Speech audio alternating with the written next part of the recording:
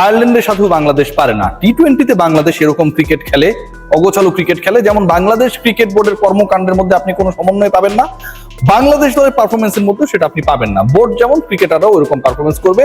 এই সমন্বয়টা না থাকলে বিসিবি, বাংলাদেশ ক্রিকেট দল, তারা যে আসলে একই সূত্রে গাথা, আপনি এটা কোনোভাবে মিলাতে পারবেন না। কেন বিসিবি কে টানছি?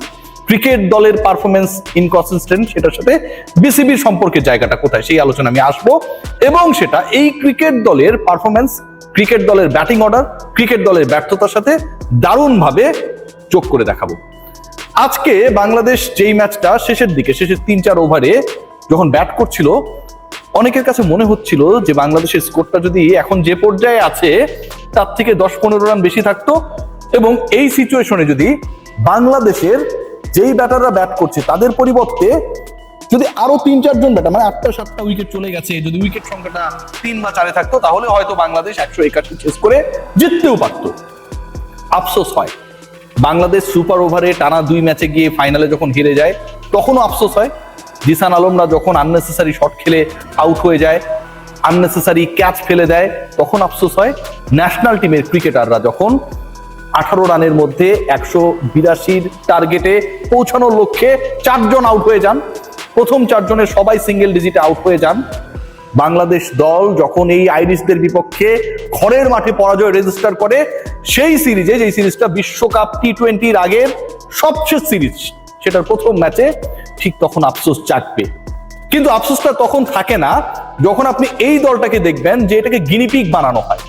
এই দলটাকে নিয়ে ম্যানেজমেন্টে যারা রয়েছেন, ডিসিশন মেকিং এর চেয়ারগুলোতে, রাজস্বিক চেয়ারে যারা বসে রয়েছেন, তারা যখন এটাকে ল্যাবের টেস্ট টিউবে আমরা বিভিন্ন কেমিক্যালের টেস্ট করি না, অক্সিজেন, কার্বন ডাই অক্সাইড, এটা ওটা সেটা, সেরকম ভাবে ক্রিকেটারদের পারফরমেন্সকে যখন ল্যাবে নিয়ে পরীক্ষার চেষ্টা করে, ঠিক তখন আসলে আশ্চর্য হওয়ার কোনো কিছু থাকে না। কারণ বাংলাদেশ ক্রিকেট বোর্ড যেভাবে এই দলকে চালায়, পরিচালনা করে, ডিসিশন মেক করে, ম্যানেজ করে, আলটিমেটলি পারফরমেন্স হবে তার রিফ্লেকশন।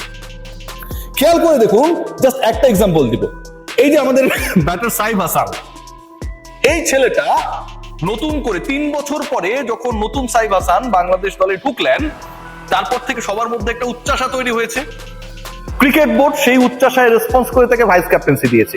সাইফকে নিয়ে একদম সমালোচনা করবো না, একদম না, কিন্তু এই সাইফ হাসানের ব্যাটিং অর্ডার নিয়ে যে ধরনের ছেলে খেলা হয়েছে, যে ধরনের ফাইসলামো করা হয়েছে, অযাচিত ভাবে, কখনো এটা না, কখনো নাম্বার 3, কখনো নাম্বার 4, এই যে চেঞ্জেস গুলো, মানে আমি পারি, মানে সবকিছুই আমার পারা লাগবে, আমি পারি আমাকে অফিস করা লাগবে, আমি পারি বাসায় এসে ঘর মোছা লাগবে, আমি পারি আমাকে রান্না করা লাগবে, বাচ্চা পালা লাগবে, এভরিথিং কারণ আমি পারি। সাইফ হাসানকে জাস্ট জি বানিয়ে দেওয়া হয়েছে।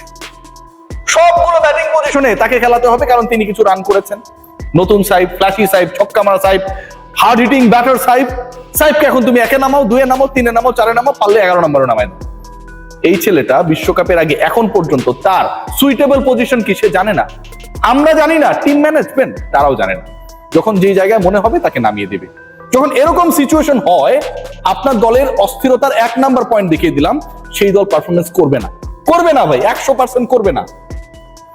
একটা দল, আবারও বলি, আবারও রিপিট করি, আলোচনাটা শুনবেন, অনুরোধ করি, যে বিশ্বকাপের আগে, আবারও বলছি, সবশেষ ইন্টারন্যাশনাল সিরিজ খেলছে, সেই সিরিজে নামার আগে ক্যাপ্টেনের মতামত নিয়ে দল নির্বাচন করা হয় নাই।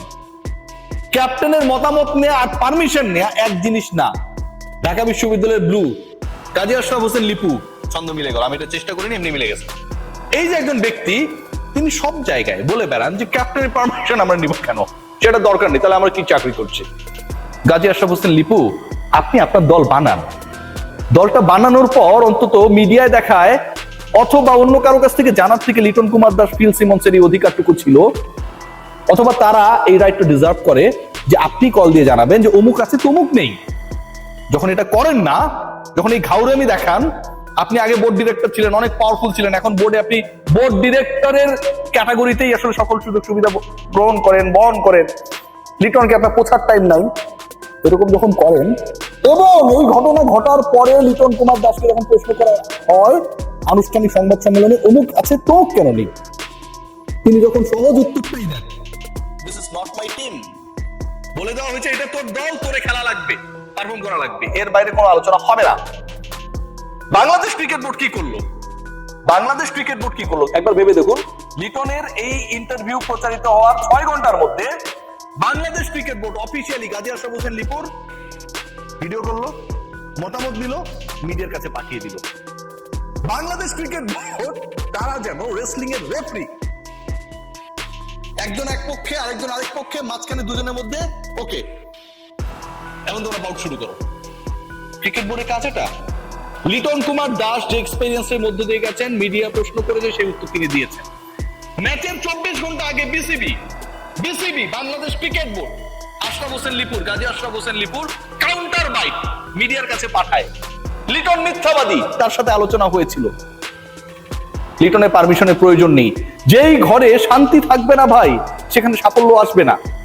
ম্যাচের 24 ঘন্টা আগে বাংলাদেশ ক্রিকেট বোর্ড যখন অবিবেচকের মতো, ঠিক যেভাবে সাইব হাসানের ব্যাটিং অর্ডার চেঞ্জ করা হয় যখন যা মনে হয় তখন তাই করি, এই কাজটা করে, এটা কোনো ধরনের হেলদি প্রক্রিয়ার মধ্যে যায় না।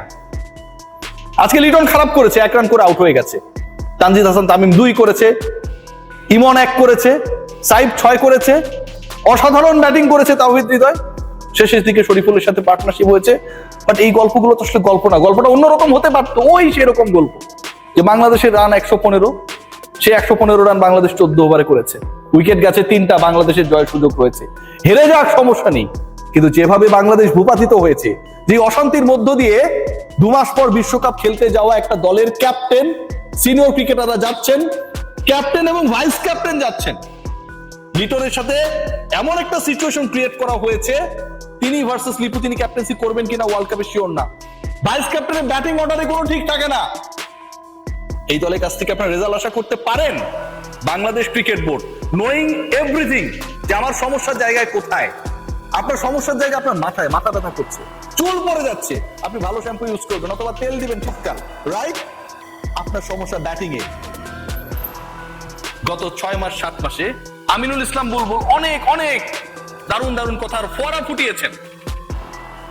তিনি এই কথাগুলো যদি কোনো মরুদ্দেশে গিয়ে বলতেন, তাহলে সেখানে মরুদ্যান হয়ে যেত, অনেক গাছপালা হয়ে যেত, মরুভূমির বুকে, সাগরের পাশে অসংখ্য আমরা বনাঞ্চল দেখতে পেতাম। আমিনুল ইসলাম বুলবুল এত সুন্দর ভাবে একজন বিশ্বকাপে ব্যাটিং কোচ তিনি আনতে পারেন নাই। এই তিনি যদি বিসিবির দায়িত্বে না থাকতেন, এসিসি আইসিসি থাকতেন, আমরা মাইক্রোফোন ধরতাম, তার জ্ঞানের কথা শেষ থাকতো না। Nazmul Abedin Fahim cricket operations chairman, তার ডিপার্টমেন্টের এমপ্লয়ি গাজী আশরাফ হোসেন লিপু, তার ডিপার্টমেন্টের আন্ডারে ক্রিকেটাররা বেতনভুক্ত। ক্যাপ্টেন স্টেটমেন্টের পর তার অনুমতি ছাড়া প্রধান নির্বাচকের স্টেটমেন্ট, এবং যে স্টেটমেন্ট ক্যাপ্টেনের বক্তব্যের সাথে সাংঘর্ষিক। রেসলিং ম্যাচের 24 ঘন্টা আগে কিভাবে মিডিয়ায় আসে? How funny! এই ঘটনাগুলোই ঘটছে, এই ঘটনাগুলোই ঘটে। আমার ব্যাটিং কোচ দরকার আমি করি না। প্রত্যেকটা নারী ক্রিকেটার, জাস্ট একটা ছোট্ট এক্সাম্পল দিই, every day I used to make some reports regarding their suffering, how actually they are facing. Those guys যারা বিসিবিতে চাকরি করে এই মেয়েদেরকে নানাভাবে প্রলুব্ধ করার চেষ্টা করে, নির্যাতন করার চেষ্টা করে, প্রত্যেকেই তাদের স্টেটমেন্ট গুলো সামনে এসে বলার পর বাংলাদেশ ক্রিকেট বোর্ড কোন স্টেটমেন্ট আমলে তো নেয় না, কোন কার্যকর ব্যবস্থা গ্রহণ করতে পারে নাই। তদন্ত কমিটি হয়, 15 দিন পার হয়ে যায়, কিন্তু আমরা কোনো ফল দেখি না।